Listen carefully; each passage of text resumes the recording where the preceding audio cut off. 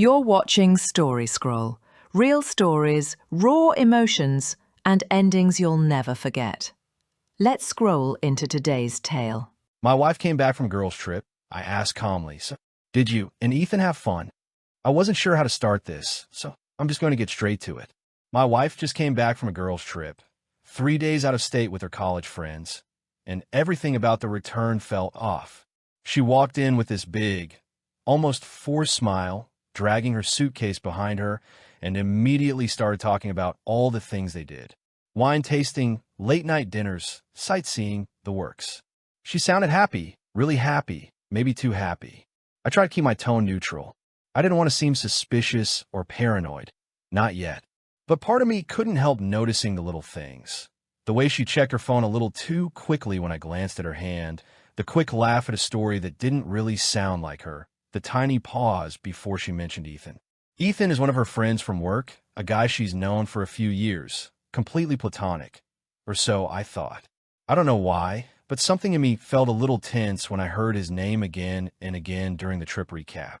And so, in what I hoped was a calm, casual tone, I asked, "So, did you and Ethan have fun?" Her reaction caught me off guard. There was a pause just long enough to make my chest tighten, and then this laugh, kind of nervous, half-hearted, that didn't reach her eyes. "Oh yeah, we had a good time. All of us," she said, emphasizing the all of us as if to make sure I knew it wasn't just the two of them. But still, there was something in the way she said it, a little too fast, a little too rehearsed. We went on with unpacking, and I tried to shake off the feeling. Maybe I was imagining things. Maybe it really was just a girls' trip with a lot of people. But then the little signs started creeping in. Her phone buzzed constantly during the first evening back. I didn't look at it directly, but she laughed at one message a little too much, and once I caught a glimpse of the name Ethan pop up. The message itself wasn't sinister, just casual. "Can't wait to see you again. Had the best time." My stomach sank. It could mean nothing, I tried to tell myself. They could just be friends. Maybe he just meant the trip was fun. But still, that phrasing, the way it made her smile so easily, felt wrong. Then there were the little inconsistencies in her stories. One moment she was talking about sightseeing in a group of 6. The next she mentioned Ethan being alone with her in the hotel lobby.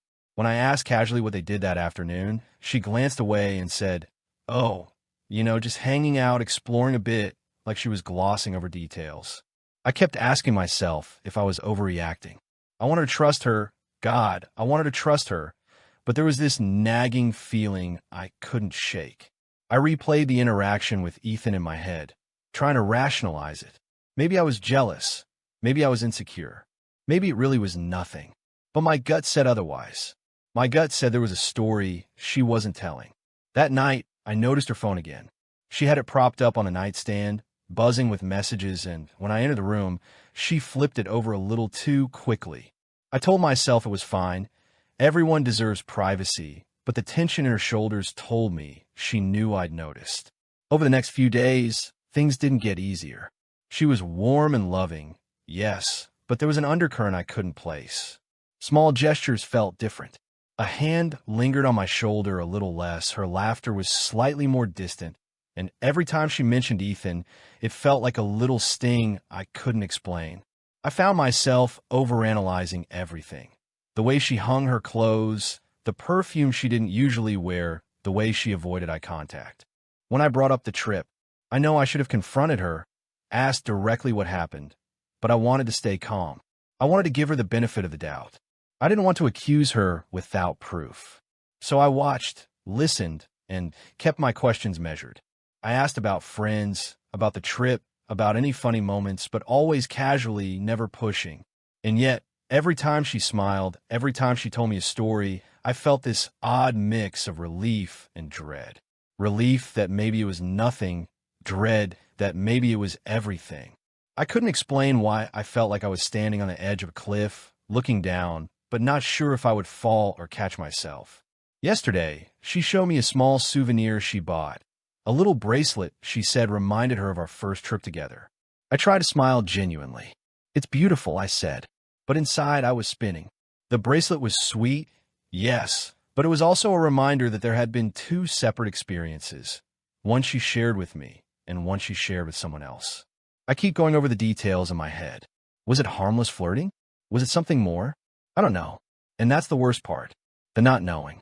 The quiet suspicion that I'm not supposed to acknowledge. The calm question I asked when she walked in, the one about Ethan, was just the surface. Beneath it is a storm of doubt and fear I can't shake. She smiled at me last night, brushing her hair behind her ear, and I forced myself to smile back. "It's good to have you back," I said. And it was true. It was good to have her back. But there was something in her eyes I didn't recognize. A flicker, a hesitation, a tiny shadow that didn't belong there before. I didn't push. I didn't ask more. I wanted to believe that maybe it was nothing. But deep down, I knew this wasn't over. And I have a feeling that when the next conversation happens, the truth, whatever it may be, will finally show itself. Update. The days after my wife returned from her trip felt off. At first, I tried to brush it off, telling myself it was normal for people to be tired or distracted after traveling. But little things started piling up, and the quiet, uneasy feeling I had the day she came home grew into something heavier. She became unusually protective of her phone. It wasn't aggressive or confrontational, more like careful, almost secretive. Texts would buzz while she was cooking, and she'd pick it up so quickly I barely had time to glance. Once, she laughed softly at a message and quickly hid the screen when I walked past. It could have been nothing, a friend joking about the trip, but my gut didn't believe it. Her stories about the trip started to feel inconsistent. One evening, she was talking about a wine tasting event and mentioned that Ethan had been there the whole time. Later, she said something about a small detour they'd taken, just the two of them. She caught herself mid-sentence and laughed, saying, "Oh, you wouldn't care about that little side trip anyway," but the way she said it felt off, like she knew I would care. I tried to rationalize it. Maybe it really was harmless. Maybe I was reading too much into a joke. But every small inconsistency made my stomach knot tighter. Then there were her friends. A few days after she returned, one of her college friends stopped by for coffee. I was in the living room, pretending to read a book, but I overheard bits of their conversation. Her friend said something like, "Ethan really made your trip unforgettable." Huh. They laughed, and my wife's response was immediate but nervous. "Oh, just fun times." That laugh didn't reach her eyes, and her hand fiddled with the bracelet she'd bought on the trip. A bracelet she hadn't shown me until that night. I started paying attention more. Social media posts, photos, tags, everything. A picture Ethan had posted tagged her at a cafe late at night during the trip. She was smiling in the photo, leaning closer to him than I would have expected. The caption was playful, "Best partner in crime on this trip." I stared at it for longer than I should have, feeling a mix of anger and hurt, confusion and disbelief. I knew I was entering dangerous territory, reading someone else's messages and scrolling through posts, but I couldn't help it. I needed answers. And then it happened. I saw a text from Ethan accidentally left open on her phone while she was in the kitchen. It read, "Can't stop thinking about last night. You were amazing." My stomach dropped. My hand shook slightly as I put the phone down, not knowing if I wanted to confront her immediately or wait for proof, something undeniable. I kept going over everything in my head. Was I imagining it? Could it really be that she crossed a line? I wanted to believe she wouldn't, but my gut, and now these signs, said otherwise. I tried to rationalize it. Maybe he had written it jokingly? Maybe she'd never responded? But the thought that she might have responded, the thought that maybe it had actually happened, was unbearable. I was on an emotional roller coaster. Anger, hurt, confusion, sadness, disbelief. I wanted to confront her right then, ask her to explain everything. But I also feared pushing too soon, asking without evidence, and making a scene I couldn't take back. I decided to wait, to watch, and to gather more. Then came the confrontation. Sort of one evening after dinner, I asked casually, "So, tell me about Ethan. I feel like you've been dodging a few details." I tried to keep my voice calm, neutral, like I was curious, not suspicious. Her reaction was immediate. She froze for a fraction of a second, then laughed lightly. "Ethan? What about him?"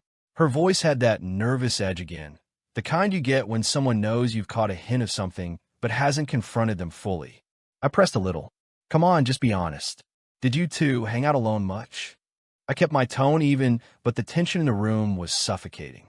She hesitated, then smiled weakly. Why are you making this a big deal? It was a work friend, and we were just chatting. She avoided eye contact, and her fingers fiddled with that bracelet again, the one she bought for herself, but that now felt like a symbol of something I didn't belong to. My heart was pounding. I felt my calm facade cracking. Part of me wanted to explode, yell, "Demand the truth." Another part told me to stay quiet, keep collecting pieces until I had the full picture. I swallowed hard, forcing my voice to stay low. I just want to understand. That's all. She looked at me, eyes wide for a moment, like she was caught, but then composed herself. "There's nothing to understand," she said softly, almost pleading. But the tone was off. It didn't convince me. I had this sinking feeling that something had slipped between us, something small maybe, but enough to break the trust one thought we had. And then it happened, something subtle but damning. Later that night, she left her laptop open while grabbing a glass of water. On the screen, I saw a chat with Ethan. The words were fleeting, just a glimpse, but it was enough. "Last night was unforgettable. I can't wait to see you again." I looked away immediately, my stomach twisting. She didn't know I'd seen it, and maybe it was too late to confront her without proof, but the message confirmed what I had feared all along. Her connection with Ethan went far beyond innocent friendship. I wanted to ask more, dig into it, demand answers, but I stopped myself. I knew whatever I uncovered next could change everything. I wasn't ready to know it all, not yet. But I knew one thing.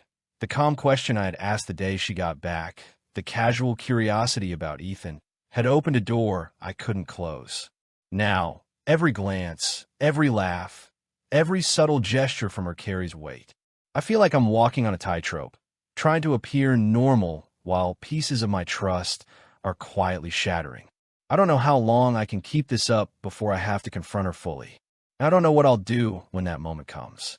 For now, I wait, watch, and try to keep my composure. But the tension is unbearable. The calm, quiet life I had thought we had is gone, replaced by suspicion, doubt, and a gnawing feeling that my wife's trip and Ethan changed something in our marriage forever. Final update. I never thought I'd see the day where I'd confront my wife and the truth would hit me like a punch in the gut. After the girls' trip, the awkward pauses, the secretive glances, and the small inconsistencies in her stories, I tried to convince myself that maybe I was overreacting. But the signs had been piling up, and deep down, I knew I couldn't ignore them forever. It started with a simple decision. I needed proof. Not rumors, not guesses, not fleeting messages I'd glimpsed accidentally. Proof. I waited for the right moment, and it came sooner than I expected. One night, I was in the living room while she was in the bedroom. Her laptop was open on the coffee table, unattended. The screen displayed a chat thread with Ethan. I froze. I shouldn't have looked, but I did. The messages weren't subtle. I keep thinking about last night. You were incredible. I can't stop replaying it in my head. When can we do that again? My stomach twisted, my hands went clammy, and my mind went blank for a second. There was no ambiguity. There was no innocent explanation. When she walked back into the living room, she saw my face. And just like that, everything came spilling out. The calm, cheerful facade she had been maintaining cracked. And for a moment, I saw fear, shame, and something else, regret. Maybe, I didn't want you to find out this way, she whispered, her voice trembling. Then tell me the truth, I said, keeping my voice calm, though I could feel every nerve in my body on fire. Tell me what happened with Ethan. She looked down at her hands, twisting the bracelet she'd bought on the trip, the same one I had seen her fidget with in every awkward moment before. It was a mistake, she admitted, tears welling in her eyes. It started as flirting, I didn't think, and then one night it went too far. I didn't know how to stop it. I didn't want to hurt you. I sat there, stunned. My calm question when she walked through the door that first day had opened a door I wished I could close. I had suspected, yes, but I hadn't known the extent. The realization hit me in waves: betrayal, grief, anger, disbelief, and then an almost numb shock. I asked the questions I needed answers to, but my voice stayed measured. I didn't yell. I didn't scream. I wanted to keep control, to not let my emotions dictate my actions, but inside, it was chaos. Each word she admitted felt like a knife, slicing through the trust one had taken for granted. When she finished, I just sat there for a long time. The room was silent, except for her quiet sobs. I thought about our life together, the quiet mornings, the small rituals, the laughter, the mundane arguments, the way we used to finish each other's sentences. And I wondered how easily it all could unravel with a single lapse in judgment. Eventually, I stood up. "I need space," I said. I didn't yell. I didn't blame her directly. I just needed time to process, to think about what this meant for us. She nodded, tears running freely now, and I could see that she understood this wasn't going to be fixed with a simple apology. The next few days were a blur. We spoke minimally, mostly logistical things, but every conversation carried the weight of what had happened. I stayed at my parents' for a couple of nights, just to clear my head and think about what I wanted. Part of me wanted to forgive her, part of me wanted to end it immediately, and part of me just wanted to curl up and escape everything.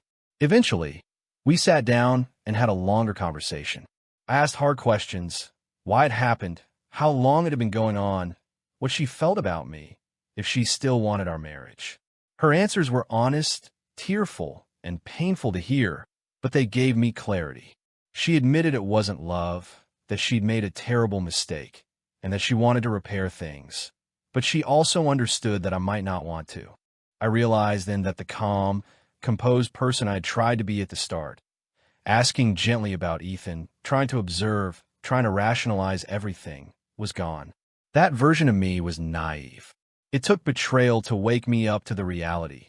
Trust, once broken, isn't easily restored. We decided on counseling individually and as a couple. It wasn't a magical fix, and there were days when anger and sadness threatened to consume me completely. But it gave us structure, a way to talk about the unthinkable, and slowly, a path forward. Some days are still heavy. Some nights, I still replay the messages and the conversation, but we're learning to rebuild brick by brick with honesty as the foundation this time. I've learned some harsh truths from this experience. First, that calm questions can be powerful, but sometimes they open doors you're not ready to face. Second, that betrayal doesn't always come in grand, cinematic moments. It can creep in subtly, with smiles, texts, and lapses in judgment that feel small until they pile up. And third, that trust is precious, fragile, and worth fighting for, but also worth leaving behind if it cannot be restored. I asked calmly at first, hoping for a simple answer, maybe a reassurance that nothing had happened. Now I know why I shouldn't have. Because some truths, once uncovered, change everything. Thanks for watching Story Scroll. Hit that bell and stay tuned for the next story that will move your heart.